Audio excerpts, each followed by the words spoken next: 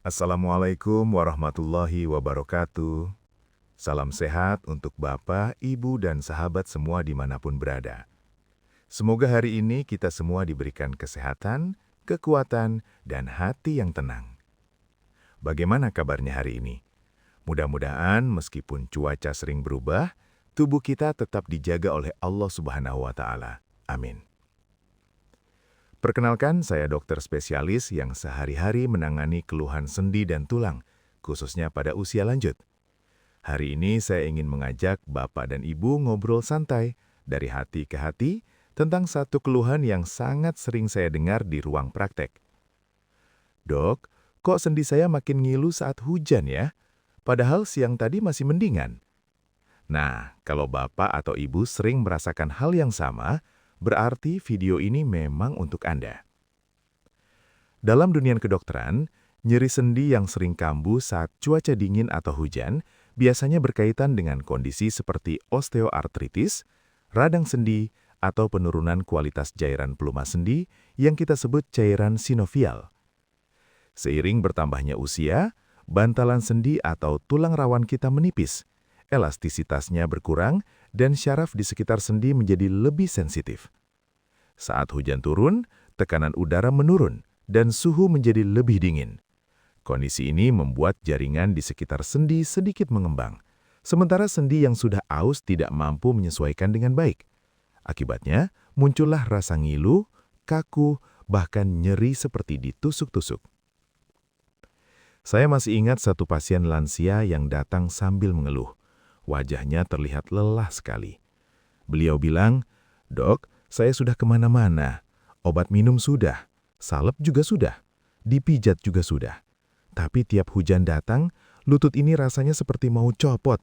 Sampai saya jadi susah tidur, pikiran ikut stres." Keluhan seperti ini bukan hanya soal fisik, tapi juga mental. Karena nyeri yang berkepanjangan bisa membuat seseorang mudah emosi, cemas, bahkan merasa putus asa. Padahal setelah kami evaluasi lebih dalam, ternyata bukan hanya sendinya yang bermasalah. Gaya hidup, pola makan, kurang gerak, serta kebiasaan tertentu ikut memperparah kondisi tersebut. Sebelum kita lanjut lebih dalam, saya ingin menyapa dulu Bapak dan Ibu yang sedang menonton.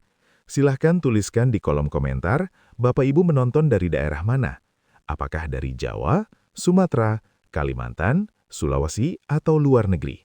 Biar kita merasa lebih dekat dan saling mendoakan. Sekarang kita bahas penyebabnya secara pelan-pelan. Selain faktor usia, penyebab nyeri sendi yang makin parah saat hujan antara lain adalah berat badan berlebih, kurangnya aktivitas fisik, posisi duduk atau berdiri yang salah dalam waktu lama, serta kekurangan vitamin D dan kalsium.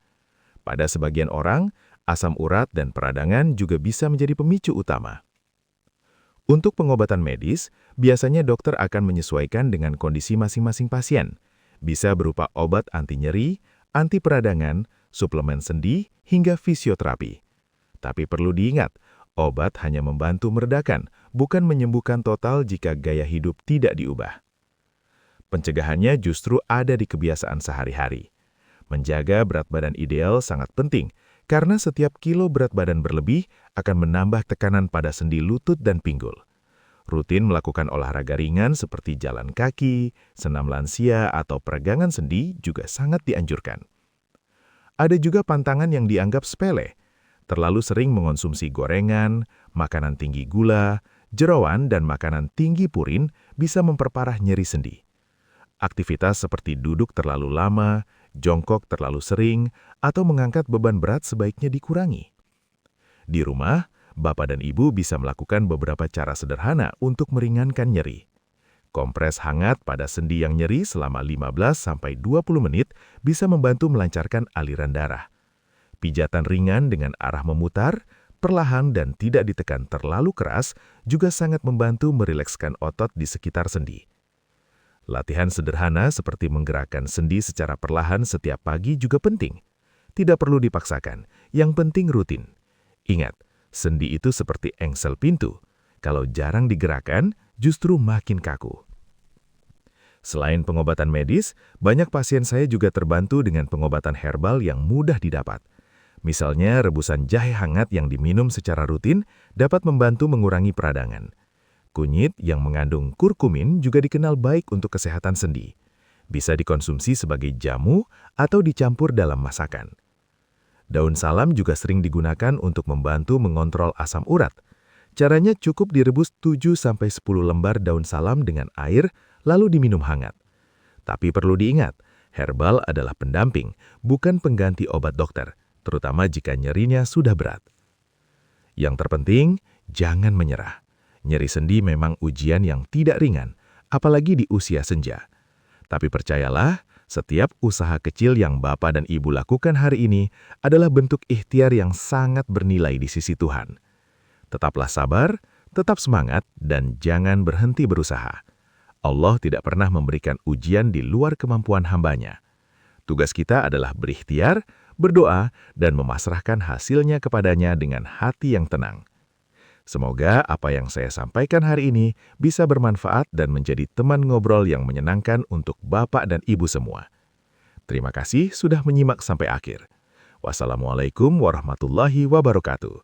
Semoga kita semua selalu diberi kesehatan, umur yang berkah, dan hati yang lapang. Amin.